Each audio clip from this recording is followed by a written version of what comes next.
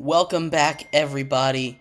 Thank you so much for sticking around through that break. If you were just tuning in, we just finished talking about the Kansas City Royals, what their offseason looked like, and what I expect them to do in 2024. We also talked a little about NCAA playoff expansion, both in college football and in college basketball in segments 1 and 2. You can check those out on YouTube. We appreciate everyone so much for tuning in and sticking with us through that break. But like I said, the NFL Combine is underway today, which means that draft season has officially started. Not that it wasn't going on before, but the draft season, the full primetime draft season, is officially underway.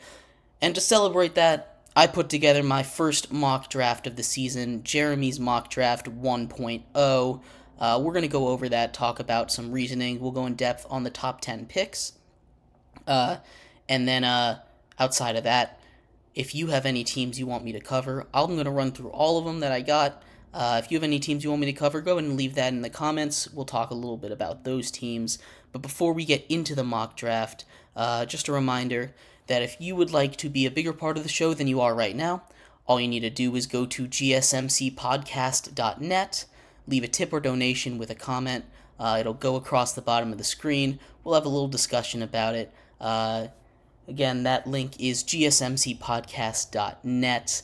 Appreciate anything you do decide to give, and we appreciate you all for tuning in to the show. But like I said, I finished my first mock draft. The NFL Combine has just started today. Leap year Thursday. Combine begins. And what better time than to go over the first mock draft that I have? We put this together. Lots of thought. We were cooking this up in the lab. And we'll start off with number one. Number one overall pick, Caleb Williams to the Chicago Bears. Now, I don't think this is that controversial of a pick. It might be right. It is a little bit right now because the Bears have yet to officially decide what they are doing with Justin Fields. Rumors are that the trade is all but done to the Atlanta Falcons. I'm not sure how true that report actually is because there weren't a lot of sources that were linked in there, or other people that confirmed that report. But him to the Falcons seems like it's all but done right now, until new information comes out. So it seems like they're going to trade him, and it makes sense. It's the right thing to do. Caleb Williams is a better prospect. It resets the clock on that team. So Caleb Williams to the Bears at number one. And at number two, the Commanders. Here's where it gets interesting, because when you're doing a mock draft, you can do it one of two ways. You can do it, what would I do if I was the GM? Or you can do it, what do you think's going to happen? I took the latter of those options, what I think is going to happen. And personally me, I would take Drake May here with that second overall pick. But the Commanders seem to have fallen in love. All reports are saying that they really like Jaden Daniels, quarterback out of LSU. So that's who I have them taking here. Now, like I said, if I were the Commanders GM, I would take Drake May here at 2. Not to say that Jaden Daniels is a bad draft pick. I just think that he's a better fit for the Commanders, a team that needs a little more of a quarterback that can read the field a little better in Drake May. So that's what I would do. But I have the Commanders taking Jaden Daniels here, which means the Patriots at 3 have a really tough decision to make. Now, you can take Marvin Harrison. He's going to be really good no matter what. Or you can take Drake May, a guy who in a lot of other drafts would be the number one overall pick, and you're getting him here at 3. So if I'm the Patriots, I'm doing one of two things.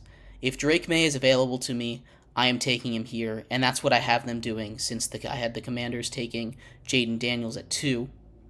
if he is not on the board at 3, I'm drafting Marvin Harrison. We've seen what Marvin Harrison can do with, frankly, a really bad quarterback situation in Ohio State. So Marvin Harrison would be a really good pick here as well, but I have them taking Drake May in this draft, which means Marvin Harrison falls into the laps of the Cardinals, a team that desperately needs a wide receiver, a team that desperately needs someone to stretch the field. You had Greg Dortch out there running a lot of routes. It's not something that you want your wide receiver one. You don't want him to be your wide receiver one. Hollywood Brown, as good of a talent as he is, he probably shouldn't be your main wide receiver threat either. So Marvin Harrison Jr. is going to make a huge difference for the Cardinals. So that's what I have them taking. I don't think that is too controversial at all. Next for the Chargers, I've seen this pick go a lot of different places. I've seen them going offensive line. I've seen them going wide receiver. I've seen them going tight end. John Harbaugh is a guy that likes to run the ball. And that lends me to having them take either a tight end or a offensive tackle. I have them taking Brock Bowers because he is a guy that can block for that running game, and he also has the skill set of a wide receiver at tight end. Having an elite tight end nowadays can make a huge difference. You see how Travis Kelce transforms offense. You see what George Kittle can do. He might not have the greatest production every single game, but he's always a huge part of that offense. So having Brock Bowers there for Justin Herbert, he's going to be a great weapon for him, and he can help out in the run game. So that leaves the Giants here with a really interesting decision. I'd have him taking wide receiver here. We talked a little bit about it last show, that I think Daniel Jones gets one more year with the Giants because it's going to be tough to move off of him. Maybe they grab a quarterback in the second round. If I was doing a second round mock, that's what I would have them do. I'd have them take a guy like Michael Penix in the second round. But Rome Odunze is a guy that really is excelling at the catch point. And that was something that the Giants really struggled with, contested catches last season. Now, it'd be great. They struggle with a lot of things, but they were trying to get it up to Darren Waller, and he just couldn't come down with those contested catches a lot. There were at least 2 games, maybe 3, I can think of, the Bills, the Eagles, and no, I think that was it. Just those 2 games that the Giants lost last season because Darren Waller couldn't come up with that contested catch. And it's not all on him. There were a lot of things wrong with the New York Giants last season. But I've got him taking Rome Odunze at that number 6 spot, which leads the Titans here at number 7, who need a lot of stuff as well, taking Joe Alt in the offensive tackle out of Notre Dame. You know what they say, build the trenches first and good things will happen. You need a good offensive and defensive line. They're the anchor of your team, both of them. So getting a cornerstone there at 7 is going to be huge for them as they go into full rebuild mode. In this mock, since the Bears are trading Justin Fields, I needed to decide a team that had him. And that decision for me was the Falcons. So I've seen a bunch of people mocking a quarterback to the Falcons, mocking a corner, but I think a bigger need is edge rusher. Get some pressure on the opposing quarterback. I have him taking Dallas Turner out of Alabama. Now, a lot of people have him taking a corner, and that's the other position that I'd have him take if they weren't going to take a edge rusher. But I think their passing defense with Jesse Bates over the top and A.J. Terrell shutting down one side, it's good enough. It's not the biggest weakness right there. Which means Malik Neighbors falls into the Bears' laps at 9. And if this is the draft that they get, if they can get one of those top 3 receivers and Caleb Williams, you can't leave that draft sad. They could not pick another player for the rest of the draft, and you can't leave that draft sad. That is a excellent draft for the Bears if they can get one of those guys. And Malik Neighbors is super explosive. I was playing around with this mock, switching Rome Odunze and Malik Neighbors. I ended up putting Rome Odunze at 6, but I think that could switch. I think the Giants and the Bears, as long as nothing changes, obviously things will change. I think they get those 2 receivers.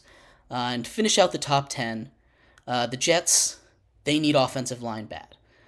They need offensive line really, really bad. So I have them taking Olimwaya Fashanu, offensive tackle. Really build it up. Aaron Rodgers is coming back. You need to protect him. So that's my top 10. We'll run through some other picks that I think are pretty interesting here. I talked a lot yesterday about how I don't like J.J. McCarthy. And I stand by that take. I don't like J.J. McCarthy. I don't think he's going to be good in an NFL quarterback. But the amount of hype he's getting, I don't see him getting out of the first round. I think it'd be a mistake if he gets drafted in the first round, but I don't see him getting out of the first round. I have him in my mock going 12 to the Broncos. But if the Broncos don't end up taking him, I don't think he gets past the Raiders at 13, especially with their situation, having Aiden O'Connell under center. I don't know exactly what they're going to do there. So, yeah, I've got them taking J.J. McCarthy. There's a lot of offensive linemen that I've got going in this first round. I think I've got 9 offensive linemen going, 8 tackles and a center. And it's a deep offensive tackle draft. I was going through a lot of different mocks, and every single one of them had at least 7 offensive tackles off the board. So it made me feel a little bit better about this. Near the end, there's a bunch of corners and wide receivers as well. I think it's going to be one of those first rounds where you have quarterbacks, top-end wide receivers in the top 10, and the rest of it is corners, tackles, and those back-end wide receivers. So it's going to be an interesting draft. There's a lot of guys that could shake around. I think the cornerback rankings, that's going to depend a lot on what happens in the combine today and over the weekend. Cooper DeJean is not participating. He broke his leg. Terrion Armstead, Kenyon Mitchell, Kool-Aid McKinstry, Nate Wiggins, all these guys, I think the combine could be huge for their stock. I think a lot of them are pretty much set in the first round. But there's a lot that they could do for their draft stock in this combine. So keep an eye out for the corners. I think that's going to be the most important group to watch as we look at the results of the NFL Combine. But yeah, I appreciate everyone so much for tuning in to today's episode of Sports by GSMC Podcast Network. I've been your host, Jeremy Lapidus. Like I said, you can check us out on YouTube, where you're watching this. Also on any podcast network, the full show will be out there. Thank you everyone so much for tuning in. We'll see you tomorrow. Bye-bye.